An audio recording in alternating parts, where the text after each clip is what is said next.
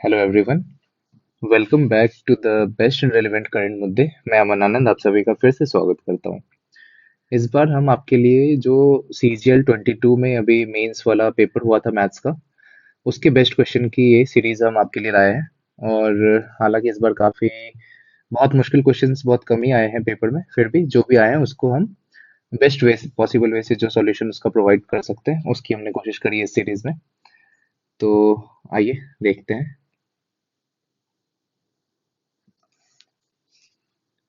ये first question है। इसमें बोल रहा है कि the product of two numbers is 1500 और HCF उसका 10 दे रखा है।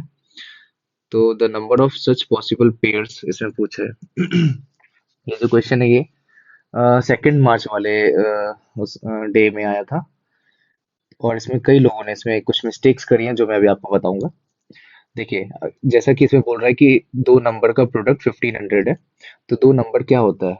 अगर HCF H है तो एक नंबर HA हो जाता है और दूसरा HB, जिसमें कि A और B जो है वो क्या होते हैं? को प्राइम होते हैं आपस में, है ना? ओके। तो जो दो नंबर, अब देखिए इससे ज्यादा बेसिक आप अगर पूछेंगे कि HA कैसे है HB कैसे है, तो इसके लिए मैं एक बेसिक का सीरीज भी स्टार्ट करने वाला हूँ मैथ्स में। इसी चैनल पे आपको मिल जाएगा, उसमें आपको और भी बेसिक से हम बता देंगे। अभी तो हम थोड़ा सा ऊपर रखेंगे, फिर भी आपको समझ में आ ही गया होगा। ठीक है, तो नंबर एक ये हो गया और दूसरा नंबर ये हो गया, और AB जो है को प्राइम हो गया। इसमें बोल रहा है कि जो प्रोडक्ट है इन दो नंबर का वो 1500 है। तो HA इंटू HB जो है कितना है? 1500 है। जिसमें से कि HCF जो है H हमारा 10 दे रखा है ना। तो यहाँ पे क्या हो जाएगा? H स्क्वायर AB कितना हो गया? 1500। ठीक है। और H का वैल्यू 10 है तो यहाँ पे 10 का स्क्वायर 100 हो जाएगा। 100 AB इज इक्वल्स टू 1500। और जो AB है इसका वैल्यू आ गया 15, क्योंकि ये 100 कट जाएगा। अब देखिए यहाँ पे AB का वैल्यू 15 आ चुका है और A और B होना चाहिए क्या? को प्राइम नंबर। तो बताइए A और B का पॉसिबल वैल्यू क्या क्या हो सकता है? जैसे A अगर 1 हो गया तो B कितना हो जाएगा? 15 हो जाएगा। A 2 होगा? नहीं हो सकता है, क्योंकि 2 के मल्टीपल में 15 नहीं आएगा, है ना। 3 अगर रखते हैं तो B हो जाएगा 5। अच्छा, उसके बाद क्या हो सकता है? A 5 हो जाएगा तो 3। देखिए रिवर्स हो गया इसी का। तो बेसिकली यहीं पे लोगों ने मिस्टेक किया है। और नेक्स्ट कितना हो जाएगा? 15 और 1। तो अगर आप ठीक से देखेंगे, ये और ये दोनों ना रिवर्स हो रखा है बस, है ना। मतलब ये कि अगर हम यहाँ से नंबर लिखना चाहेंगे, HCF हमारा 10 है तो 10A और 10B हो जाएगा हमारा नंबर, जिसमें A हो गया 1 तो 10 हो जाएगा, और B कितना है? 15, दैट इज 150। तो एक हो गया ये दो नंबर का पेयर। ठीक है। और अगर हम मान लीजिए ये वाला फिर से यूज करते हैं, दैट इज 10A और 10B में A का वैल्यू कितना है? 15 है, मतलब कि 150। और B का वैल्यू 1 है तो 10। तो बताइए इन दोनों में डिफरेंस क्या है? सेम ही तो है। इसीलिए हम इन दो पेयर्स को एक ही कंसीडर करेंगे। सिमिलरली इन दो को भी एक ही कंसीडर करेंगे। तो एक ये हो गया, दूसरा ये हो गया, तो टोटल कितना हो गया? 2 ही होंगे इसके। तो इसमें कई लोगों ने आंसर 4 मार दिया था, जो कि गलत है। आंसर हो जाएगा 2। आई होप आप लोगों को समझ में आ गया होगा। आइए नेक्स्ट क्वेश्चन देखते हैं। देखिए ये भी क्वेश्चन काफी सिंपल है, कई लोगों को देखते ही पता चल गया होगा कि ये कॉस का फॉर्मूला है, कॉस ए प्लस बी का। कॉस ए प्लस बी का क्या होता है formula? Cos A plus B का फॉर्मूला होता है cos A cos B minus sign A sine B, है ना। इसमें उल्टा दे रखा है, कोई बात नहीं, माइनस ले लेंगे हम कॉमन। और फिर जो हमारा क्वेश्चन दे रखा है ये यहाँ पे आ जाएगा, है ना। जिसमें ए का वैल्यू क्या दे रखा है? 25, और बी का वैल्यू कितना दे रखा है? 65। तो अगर हम इसका यूज करेंगे, कॉस, थोड़ा साफ लिख दूं ना, दिख नहीं रहा होगा। Cause a that is 25 plus b that is 65, है ना। माइनस हो जाएगा क्योंकि यहाँ पे हमने माइनस कॉमन ले लिया था। तो इसका वैल्यू निकालना है। तो ये क्या हो गया? माइनस कॉस 90 हो गया। और कॉस 90 क्या होता है? जीरो हो जाता है। और माइनस का तो कोई मतलब ही नहीं था, आंसर क्या हो गया? जीरो हो गया। बहुत ही सिंपल सा क्वेश्चन, लेकिन कई लोग इसमें भी फंस गए थे। होता है, थोड़ा एग्जाम प्रेशर अलग होता है ना। इसीलिए आप लोगों को मैं बार बार एक ही चीज सजेस्ट करता हूँ कि आप जितनी। आइए नेक्स्ट क्वेश्चन करते हैं। देखो, इस टाइप के क्वेश्चंस की मैं थोड़ा बेसिक आपको बता दूं। जैसे कोई दो इक्वेशन है, a x plus b y plus c one equals to 0, और इसको 1 लगा देते हैं, a two x plus b two y plus c two equals to 0। अगर ये दो इक्वेशंस हैं, ठीक है, a b c real numbers होने चाहिए। तो इसमें क्या होता है कि पहला कंडीशन होता है, अगर a one by a two is equals to b one by b two is equals to c one by c two. इस केस में we have infinite number of solutions, ठीक है। बट इसी का दूसरा कंडीशन क्या बनता है, अगर a one by a two is equals to b one by b two but not equals to c one by c two. ध्यान दीजिएगा यहाँ पे, है ना। तो इस कंडीशन में क्या होता है, इसमें नो सॉल्यूशन हो जाता है, नो सॉल्यूशन हो जाता है, बिकॉज इसका अगर आप ग्राफ पे प्लॉट करेंगे ना, तो दो पैरेलल लाइन बनेगा जो कहीं पे मीट नहीं करेगा। अगर मीट नहीं करेगा तो सॉल्यूशन हो ही नहीं सकता है, ठीक है। तो और दूसरा, अगर ऐसे ही कोई दो इक्वेशन दे दे आपको, एक और क्वेश्चन इस पे ऐसे भी बनता है, और उसमें पूछता है कि ए बी का वैल्यू दे देगा, ए टू का भी वैल्यू दे देगा, और इसका वैल्यू पूछ देगा बी टू का। तो उसमें भी हम ये वाला कॉन्सेप्ट यूज करते हैं कि जो एक्स और वाई का कॉफिशिएंट है उसका रेशियो इक्वल हो जाना चाहिए, अगर वो लाइन पैरेलल है तो, ठीक है। बोल देगा कि दो पैरेलल लाइन है जिसका एक का इक्वेशन ये, एक का इक्वेशन ये है, और इसमें जो है कोई एक वैल्यू पूछ लेगा, है ना, उसमें हम इस टाइप से इसका यूज कर लेते हैं, ठीक है। आइए हम इस क्वेश्चन को देखते हैं, इसमें क्या पूछ रहा है। इसमें बोल रहा है कि for what value of m will the equation ये एंड ये have infinite number of solution. यहाँ पे इनफाइनाइट वाला पूछा है, तो इनफाइनाइट के लिए हम कौन सा यूज करेंगे, फर्स्ट वाला, है ना। तो इनफाइनाइट के लिए क्या होगा, जो कोफिशिएंट इसका x का है दैट इज 17, 17 अपॉन में 23 इज इक्वल टू क्या होना चाहिए, y वाला जो कोफिशिएंट है उसका भी रेशियो m अपॉन में 299 इक्वल्स टू क्या होना चाहिए, थर्ड वाला 102 अपॉन में 138, यही होना चाहिए, है ना। अब आप देख लेंगे कि ये वाला जो रेशियो है ना, और ये इक्वल ही है, 6 से काटिए इसको, है ना। ये भी 17/23 है, ये भी 17/23 है, और and for having infinite number of solutions we need to have this as same ratio, है ना। इसका भी जो रेशियो है वो सेम होना चाहिए, 17/23 होना चाहिए। तो अगर नीचे वाला जो है ये देखिए कितना है, 23 का कौन सा मल्टीपल है, ये है 23 से कितना मल्टीप्लाई करेंगे, 1 और 3, ये 13 से मल्टीप्लाई हुआ है, मतलब 23 को 13 से मल्टीप्लाई किया है तो हमने ये आया है। इसका मतलब ये हो गया कि 17 को भी हम 13 से मल्टीप्लाई करेंगे तो हमारा m आ जाएगा। तो m इज इक्वल्स टू क्या हो जाएगा, 17 इंटू 13, दैट इज, देखो अब क्या है ना, अब कुछ लोग इसको मल्टीप्लाई करने लग जाएंगे, बट कभी कभी ऑप्शन भी देख लिया कीजिए, यूनिट डिजिट से भी हम इसको सॉल्व कर सकते हैं। 7 3 जा 21, यूनिट क्या होगा, 1। तो जो ऑप्शन है इसमें बस एक में ही 1 है, तो बस आंसर हो जाएगा हमारा 1, ठीक है। फिर भी कर दो, 7 5 11 2 2 1 हो जाएगा ना, जो कि हमारा ऑप्शन 1 है। आई होप आपको समझ में आ गया होगा क्वेश्चन। आइए नेक्स्ट क्वेश्चन देखते हैं। ये मिक्सचर एलिगेशन से आया है, ये भी काफी बार पूछा गया क्वेश्चन है, फिर भी बता देते हैं कुछ नए बच्चों के लिए। देखो इसमें बोल रहा है कि 40 litres of milk are kept in a container, एक कोई कंटेनर है जिसमें कि मिल्क कितना है, 40 लीटर है। इसमें बोल रहा है कि 4 लीटर ऑफ मिल्क, ये क्या है, मिल्क है। इसमें बोल रहा है कि 4 litre of milk were removed, इसमें से 4 लीटर निकाला गया मिल्क, है ना, from this container and replaced with water. Milk निकाला गया और वाटर इसमें डाला गया, इतना ही लीटर, ठीक है। तो बोल रहा है कि दिस, और इतना ही नहीं, एक बार ही नहीं किया गया है, this process was performed 2 more times, मतलब टोटल कितने टाइम्स हो गए, 3 टाइम्स हो गए। यहाँ पे भी कंफ्यूजन होती है, ये 2 more बोला है, नॉट ट्वाइस, है ना। अगर यहाँ पे दिस वाज परफॉर्म ट्वाइस लिखा होता तो बस हम 2 टाइम्स लेते, ठीक है। लेकिन क्योंकि यहाँ पे लिखा है 2 more times, मतलब 1 के बाद 2 more हुआ है, मतलब कि 3 टाइम्स हो जाएगा, ठीक है। ये एक पॉइंट है जो कि क्वेश्चन बच्चे डाउटफुली गलत कर देते हैं वहां पे आकर, ठीक है। ओके, तो अब इस क्वेश्चन को करते हैं। तो इसमें आप ये देखिएगा, इसको करने का बेस्ट वे क्या है, बहुत सारे तरीके हैं, बट इसका जो बेस्ट वे है वो ये है कि इसे पूछा है कि how much milk does the container now hold. अब आप एक बात बताओ, इसमें से पहले मिल्क था और मिल्क निकाल रहे हैं, वाटर डाल रहे हैं, है ना, मिल्क निकाल रहे हैं और वाटर डाल रहे हैं। तो क्योंकि वाटर को हम बार बार डाल रहे हैं, एक्स्ट्रा आ रहा है इसमें, बट मिल्क तो जितना निकल रहा है बस उसके बाद तो कुछ एक्स्ट्रा नहीं आ रहा है ना। तो मिल्क लास्ट में जो बचेगा ना, वो क्या होगा कि जैसे 40 लीटर था और पहले हम निकाल रहे हैं 4 निकाल रहे हैं आउट ऑफ 40, है ना। तो मतलब कि 1/10, मतलब 10 में से एक जो है फ्रैक्शन हम निकाल रहे हैं ना।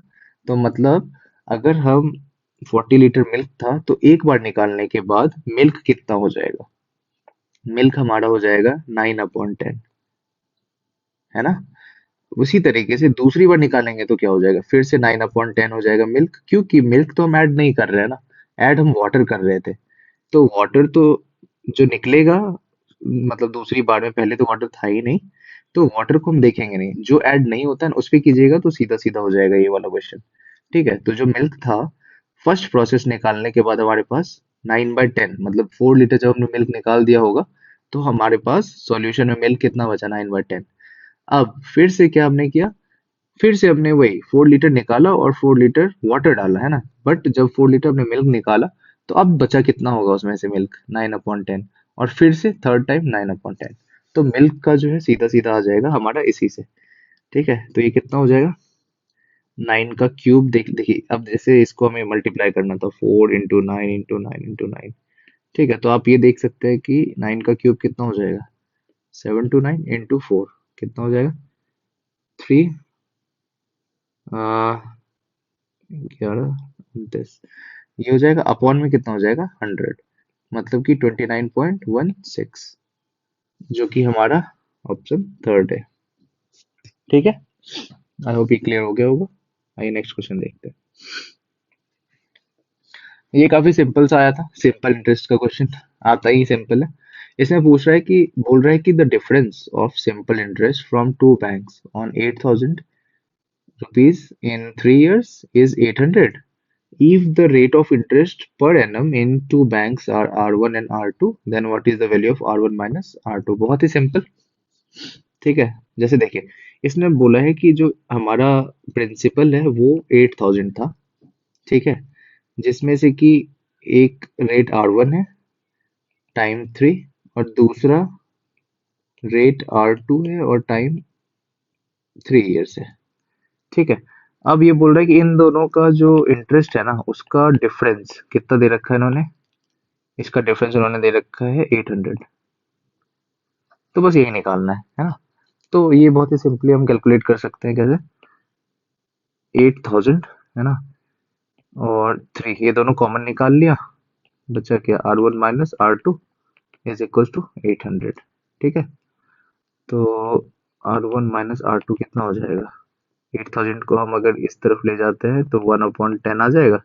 अच्छा रुकिए, अब पूरा ही लिख देते हैं, 800/8000, और ये 3 भी इधर ले जाते हैं, ठीक है, और इंटू 100, क्योंकि ये रेट है ना, अपॉन में 100 भी आता है, सब में करना है। ठीक है, हम्म तो अब हमारा R1 माइनस R2 कितना आ जाएगा, ये 10 से कट जाएगा और ये इससे कट जाएगा, तो 10/3% हो गया ना, दैट इज 3 होल 1/3%। हमारा ऑप्शन थर्ड हो जाएगा। ठीक है, चलिए नेक्स्ट क्वेश्चन देखते हैं। आइए नेक्स्ट क्वेश्चन देखते हैं। देखो इस क्वेश्चन में है, there are three taps of diameter 2 centimetre, 3 centimetre and 4 centimetre respectively. The ratio of the water flowing through them is equal to the ratio of the square of their diameters, है ना। मतलब कि जो इनका जो efficiency है ना, वो इसके डायमीटर पे डिपेंड करेगा, ठीक है, और के स्क्वायर पे डिपेंड करेगा। और the biggest tap can fill an empty tank in alone in 81 minute if all the taps are open simultaneously, then how long will the tank take to be filled। देखो इसमें बोल रहा है कि इसमें 3 टैप है जिसका कि डायमीटर है क्या क्या है, एक 2 सेंटीमीटर का है, सॉरी, एक, हाँ, एक 2 सेंटीमीटर का है, एक 3 सेंटीमीटर का है और एक 4 सेंटीमीटर का है ना। और इसमें क्या बोल रहा है कि जो इनका वाटर फ्लोइंग जो रेट है ना, वो इसके डायमीटर के स्क्वायर से है। मतलब कि जो एफिशिएंसी होगा ना, एफिशिएंसी का जो रेशियो होगा 1, 2 और 3 टैप का, वो 4:9:16 होगा। ठीक है। अब इसमें बोल रहा है कि द बिगेस्ट टैप कितने दिन में फिल करता है, 81 मिनट्स में ना। तो बिगेस्ट टैप कौन सा है जिसका कि सबसे बड़ा डायमीटर था, मतलब 4 सेंटीमीटर वाला, ये वाला। तो इसमें एफिशिएंसी 16 है और टाइम कितना है, 81 मिनट। तो ये हो गया हमारा वॉल्यूम, है ना, ये हो गया हमारा वॉल्यूम। और इसमें पूछ रहा है कि if all the taps are open simultaneously, मतलब अगर हम इस वॉल्यूम को डिवाइड कर देंगे, क्योंकि सारे टैप साइमल्टेनियसली हो रहे हैं ना, फेल तो ऑन कर रहे हैं, तो हम इन तीनों का जो एफिशिएंसी है उसको हम ऐड कर देंगे, 4 + 9 + 16, तो हमारा आंसर आ जाना चाहिए। आपको समझ में आया? मैं फिर से बताता हूँ। ये जो तीन डायमीटर्स है ना, तीन टैप के, इसकी एफिशिएंसी जो है ना, बोल रहा है कि the ratio of the water flowing through them, है ना, is equal to the ratio of the squares of their diameter. मतलब पानी जिस जिस रेशियो में जो भरा जा रहा है ना, वो उसके डायमीटर के स्क्वायर का प्रोपोर्शन है ना। तो मतलब कि अगर डायमीटर 2, 3 और 4 है, तो उसका जो स्क्वायर है, दैट इज 2 का स्क्वायर 4, 3 का 9 और 4 का 16, इसी रेशियो में इसकी एफिशिएंसी हो जाएगी। ठीक है। और हमें पता है जो सबसे बड़ा वाला है उसका उसकी एफिशिएंसी 16 है, और उसको टाइम लगता है 81 मिनट फिल करने में। तो ये वॉल्यूम हो गया ना बकेट का, पूरा वॉल्यूम हो गया। और फिर बोल रहा है कि जब तीनों मिल करके भरेंगे तो कितना टाइम लगेगा। तो तीनों मिल करके मतलब कि तीनों की जो एफिशिएंसी है उसका सम से हम डिवाइड कर देंगे। तो ये कितना आता है, 16 × 81 में 29 हो जाएगा ना। तो हाँ, ये कट नहीं रहा है, तो 29 हो गया। और ये कितना हो जाएगा, 29 से डिवाइड अगर करते हैं तो 4 बार में लगेगा ना, 4 टाइम्स होएगा। 4 टाइम्स में कितना हो जाएगा, 11, और बचेगा कितना, 13, फिर 6 आएगा, फिर से 4 टाइम्स में लग जाएगा, और फिर कितना बचेगा, 116 हो जाएगा, तो 20/29, इतना मिनट। ठीक है, ये हमारा हो गया, दैट इज आंसर 2। ठीक है, आइए नेक्स्ट क्वेश्चन देखते हैं। जैसे बोल रहा है कि एबीसी 3 पॉइंट्स है सच दैट एबी का लेंथ दिया हुआ है, बीसी का भी लेंथ दिया और एसी का भी है। The number of circle passing through points ABC is. देखिए, ये भी क्वेश्चन काफी अच्छा आया हुआ था एग्जाम के प्रश्न में, काफी लोगों ने गलत कर दिया। जैसे कि आपको पता है, इसके पीछे थ्योरी ये है कि आपने भी अगर एक पॉइंट के लिए आपने ऐसा सोचा होगा कि यहाँ से एक सर्कल बनेगा, क्योंकि हमें क्या दे रखा है, 3 पॉइंट। तो आपने ये पढ़ा होगा कि अगर 3 पॉइंट कहीं खींचा हुआ है तो यहाँ से कोई एक डिस्टिंक्ट सर्कल ही होता है जो कि प्रॉपर 3 पॉइंट से पास होता है ना।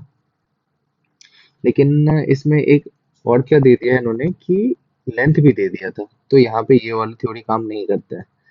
ठीक है, क्योंकि इसमें लेंथ दे रखा है ना, तो इसमें आपको ये लगाना पड़ता है कि कोई भी एक ट्राइंगल है, अगर ए बी सी ट्राइंगल है, तो आपको पता है इसकी प्रॉपर्टी क्या होती है। एक तो होता है कि जो साइड लेंथ होता है ना, A B plus B C must be greater than the third side A C. और दूसरा क्या होता है कि A B plus, sorry, subtraction, जो डिफरेंस होता है ना दो साइड का, वो हमेशा छोटा होना चाहिए थर्ड साइड से। ये दो प्रॉपर्टी तो आपने पढ़ रखा होगा। इसी तरीके से अब क्योंकि यहाँ पे क्या बनना है कि जो हमारा एक 3 साइड दे रखा है ना, थ्री, ए बी का लेंथ दे रखा है कितना, 9 सेंटीमीटर, बी सी का दे रखा है 11 सेंटीमीटर, और ए सी का दे रखा है 20 सेंटीमीटर। तो आप ये देख रहे हैं कि क्योंकि अगर एक कोई भी एक ट्राइंगल है, और इसमें क्या होता है ना, एक साइड और दूसरा साइड, इन दोनों साइड का जो लेंथ का सम होता है वो हमेशा थर्ड साइड से बड़ा होना चाहिए, है ना। लेकिन इसमें क्या दे रखा है कि एक अगर 9 है, दूसरा 11 है और थर्ड साइड 20 है, तो आप देख रहे हो कि इन दोनों का जो सम है वो कितना है, 20 है। तो क्या हो जाएगा, ये ट्रायंगल ही पॉसिबल नहीं होगा। मतलब ये कि ये एक स्ट्रेट लाइन हो जाएगा और ये कुछ ऐसा होगा ए बी सी, जिसमें कि जो ए बी का लेंथ है वो 9 है और जो बी सी का लेंथ है वो 11 है, और जो ए सी का लेंथ है वो कितना हो जाएगा, 20 हो जाएगा। अब इन 3 पॉइंट से क्या कोई भी एक सर्कल ड्रॉ किया जा सकता है? नहीं किया जा सकता है ना। हाँ, किसी 2 पॉइंट से तो आप कर सकते हो ड्रॉ, इस 2 पॉइंट से एक सर्कल कर सकते हैं या फिर इन दोनों से एक कर सकते हो, बट इन तीनों पॉइंट को क्रॉस करते हुए एक सर्कल तो पॉसिबल नहीं है, क्योंकि ये क्या है, स्ट्रेट लाइन हो जाता है ना, कोलिनियर हो गया। तो इसीलिए इसका जो आंसर होगा वो होगा जीरो, जीरो सर्कल होगा क्रॉस इस 3 पॉइंट से। ठीक है, आइए नेक्स्ट क्वेश्चन देखते हैं। ये प्रोबेबिलिटी का क्वेश्चन है। इसमें बोल रहा है a glass jar contains 6 white, 8 black और 4 red and 3 blue marbles. If a single marble is chosen at random from the jar, what is the probability that it is black or blue? है ना, और है, और मतलब कि सम हो जाता है। तो आप ये देखेंगे कि टोटल आपके पास कौन कौन से हैं, व्हाइट है, ब्लैक है, रेड है और ब्लू है। तो व्हाइट वाले कितने हैं आपके पास, 6 है, ब्लैक वाले 8 है, रेड 4 है और ब्लू 3 है। अब इसमें बोल रहा है कि प्रोबेबिलिटी दैट इज ब्लैक और ब्लू, तो पहले तो ब्लैक की क्या प्रोबेबिलिटी है, तो ब्लैक और ब्लू का मतलब हो गया ब्लैक, ब्लैक और plus blue. Sample space total कितना हो जाएगा, सैंपल स्पेस तो हमारा सारा का सारा हो जाएगा, मतलब 6 + 8 + 4 + 12, है ना।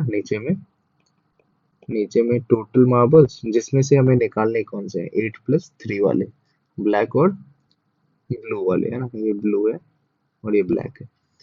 तो यहाँ पे कितना हो जाएगा, 11/6 4 10 और 8 3 11 21, हमारा ऑप्शन हो जाएगा ए। ये सिंपल था, इसमें कुछ खास नहीं था, है ना।